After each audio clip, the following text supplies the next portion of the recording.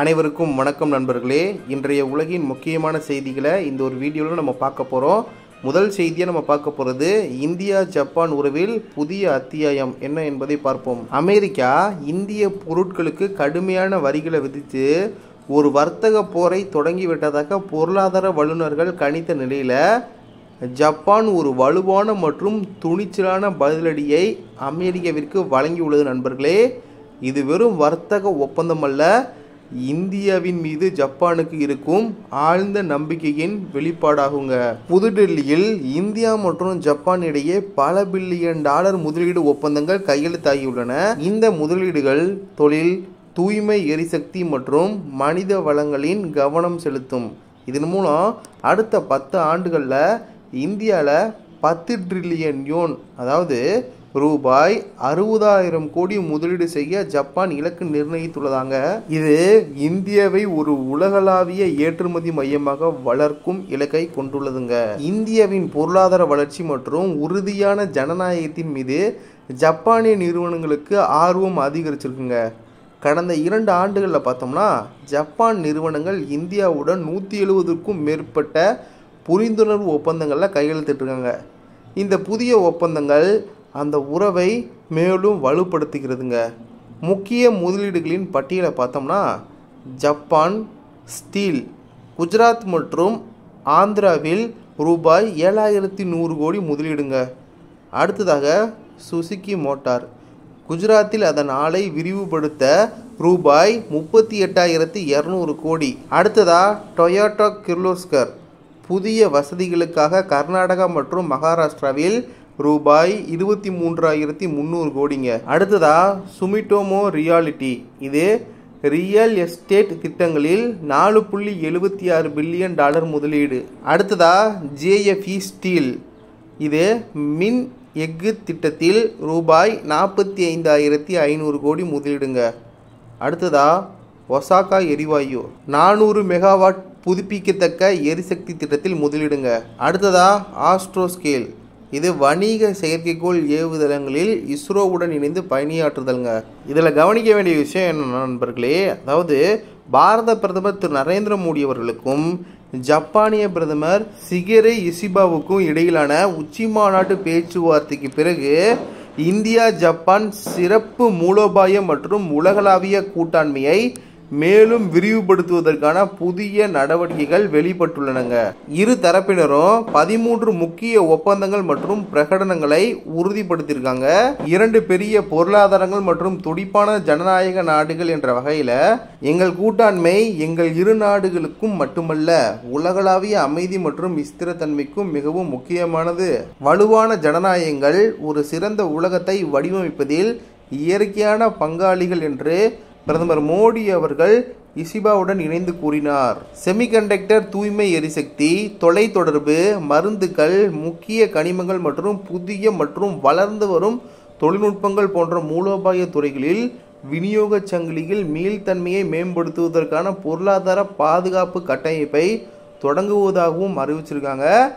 விண்வெளியிலும் பசுமை எரிசக்தியிலும் புதிய ஒத்துழைப்பு, இதை பார்த்தோம்னா கையெழுத்திடப்பட்ட ஒப்பந்தங்களில் ஒரு கூட்டு கடன் வழங்கும் வழிமுறை மற்றும் இந்திய விண்வெளி ஆராய்ச்சி அமைப்பு மற்றும் ஜப்பானின் விண்வெளி ஆய்வு நிறுவனம் இடையே கூட்டு சந்திர துருவ ஆய்வு பணிக்கான ஒத்துழைப்பு ஆகியவை அடங்குங்க.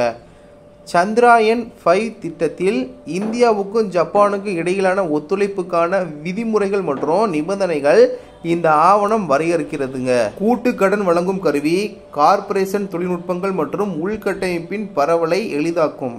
இதன் மூலம் இந்தியாவின் பசுமை இல்ல வாயு உமிழ்வு குறைப்பு இலக்குகள் பங்களிக்குங்க. அதே சமயம் இந்தியாவில் ஜப்பானிய முதலீட்டை ஊக்குவிக்கவும் இது உதவும். மொத்தத்தில் இந்த ஒப்பந்தங்கள் அமெரிக்காவின் வர்த்தக தடைகளுக்கு மத்தியில் இந்தியா ஒரு வலுவான கூட்டாளியாக தனியொரு நாட்டை மட்டும் நம்பிராமல் தனது பொருளாதார பாதுகாப்பை உறுதிப்படுத்த பல நாடுகளுடன் இணைந்து செயல்படுவதை காட்டுகிறதுங்க. ஜப்பானின் இந்த நகர்வு உலக பொருளாதாரத்தில் ஒரு புதிய அத்தியாயத்தை எழுதி வருகிறது நண்பர்களே. அடுத்த செய்தியா இந்தியா அமெரிக்கா தொடர்பானது தாங்க. அதாவது டாலருக்கு பதிலாக இந்தியா தனது சொந்த ரூபாயில் வர்த்தகம் செய்தால் கவலைப்படுவீர்களா அப்படின்ற மாதிரி கேள்விக்கு அமெரிக்க நிதியமைச்சர் ஸ்காட் பெசன்ட் நம் நாட்டின் கரன்சியை கேலி செய்து பேசி உள்ளாருங்க. எனக்கு கவலைப்பட நிறைய விஷயங்கள் இருக்குது, ஆனால் அதில் இந்த விஷயம் இல்லை. டாலருடன் ரூபாயால் போட்டி போட முடியாது. இந்தியாவின் கரன்சி எப்போது இல்லாத அளவுக்கு சரிவை சந்தித்துள்ளது அப்படின்ற மாதிரி சீண்டியிருக்காரு. அமெரிக்க அதிபர் ட்ரம்ப்பு நம் நாட்டுக்கு 50% வரியை விதிச்சிருக்காரு. அமெரிக்காவுடனான வர்த்தக பற்றாக்குறையை சரி செய்யாதது, ட்ரம்பின் எச்சரிக்கையை மீறி தொடர்ந்து ரஷ்யாவிடம் கச்சா எண்ணெய் வாங்குவது உள்ளிட்டவற்றை சுட்டிக்காட்டி இந்த வரி ட்ரம்ப் விதிச்சிருக்கிறத நம்ம பார்த்து வந்துக்கிட்டு இருக்கோம். இது அடாவடி வரியாகும். ரஷ்யாவிடமிருந்து அமெரிக்காவும் பல பொருட்களை வாங்கி வருகிறது என்பது நம்ம கவனிக்கக்கூடிய ஒன்று தான். அதே போல் சீனா நம்மை விட கூடுதலாக கச்சா எண்ணெயை ரஷ்யாவிடமிருந்து வாங்கி வருகிறது. ஆனால் அதையெல்லாம் புறம் தள்ளிவிட்டு நம் நாட்டின் மீது ட்ரம்ப் வன்மத்தில் வரியை விதிச்சிருக்காருங்க. இதனால் அமெரிக்கா இந்தியா இடையிலான உறவில் பெரிய அளவிற்கு விரிசல் ஏற்பட்டிருக்கிறதையும் நம்ம பார்த்து வந்துக்கிட்டு இருக்கோம். அது மட்டுமின்றி அவரது ஆலோசகர்கள், அமைச்சர்கள் நம் நாட்டை தொடர்ந்து சீண்டி வந்துக்கிட்டு இருக்காங்க. இந்த நிலையில தான் நம் நாட்டின் கரன்சியான ரூபாயை அமெரிக்க நிதியமைச்சர் ஸ்காட் பெசன்ட் வாய் கொழுப்புடன் கேலி செய்துள்ளது கவனிக்கத்தக்கதுங்க. ஃபோக்ஸ் நியூஸ் சேனலுக்கு அவர் பேட்டியளிச்சிருக்காரு. அப்போது தொகுப்பாளர் இந்தியா டாலருக்கு பதிலாக அந்த நாட்டின் கரன்சியான ரூபாயை வைத்து வர்த்தகம் செய்தால் அது பற்றி கவலைப்படுவீர்களா அப்படின்ற கேள்வியை முன்வைத்ததற்கு இந்த மாதிரி வாய் கொழுப்பாக நான் கவலைப்படுறதுக்கு நிறையா விஷயம் இருக்குது அப்படி இப்படின்ற மாதிரி பேசியிருக்காப்புல. இந்திய கரன்சி எப்போதும் இல்லாத அளவுக்கு மதிப்பு குறைந்துள்ளது அப்படின்ற மாதிரிலாம் சொல்லியிருக்காரு. இதனால் டாலர் மட்டும்தான் உலகளாவிய வர்த்தகத்தில் இருக்கும் அப்படின்ற மாதிரி திமுராவும் பேசியிருக்காரு. நேற்றைய நிலவரப்படி நம்ம பார்த்தோம்னா அமெரிக்காவோட டாலருக்கு நிகராக இந்திய ரூபாயின் மதிப்பு ரூபாய் 87.965 என்று இருந்திருக்கு. இன்றைக்கு நம்ம பார்த்தோம்னா ரூபாய் 88.21 என்று டாலருக்கு நிகராக இருந்திருக்கு நம்மளோட ரூபாய் மதிப்பு. இதனை குறிப்பிட்டு டொனால்டு ட்ரம்ப் ஏற்கனவே நம் நாட்டின் பொருளாதாரத்தை செத்து போனதாக கூறியிருந்தார். இப்போது அவரது நிதியமைச்சர் நம் நாட்டின் கரன்சியை கேலி செய்து பேசியிருக்காரு. இப்படிலாம் வாய்ச்சவடால் விட்டாலும் கூட அமெரிக்காவுக்கு இன்னும் நம் நாட்டை பார்த்து ஒருவித அச்சம் இருக்குங்க. அதற்கு காரணம் பிரிக்ஸ் கூட்டமைப்பு தான். பிரிக்ஸ் கூட்டமைப்பு என்பது கடந்த 2009ஆம் ஆண்டு தொடங்கப்பட்டது. இதில் பிரேசில், ரஷ்யா, இந்தியா, சீனா உள்ளிட்ட நாடுகள் இருந்தன. அதற்கு பிறகு தென்னாப்பிரிக்கா, எகிப்து, எத்தியோப்பியா, ஐக்கிய அரபு எமிரேட்ஸ், ஈரான், இந்தோனேஷியா உள்ளிட்ட நாடுகளும் இணைந்தன.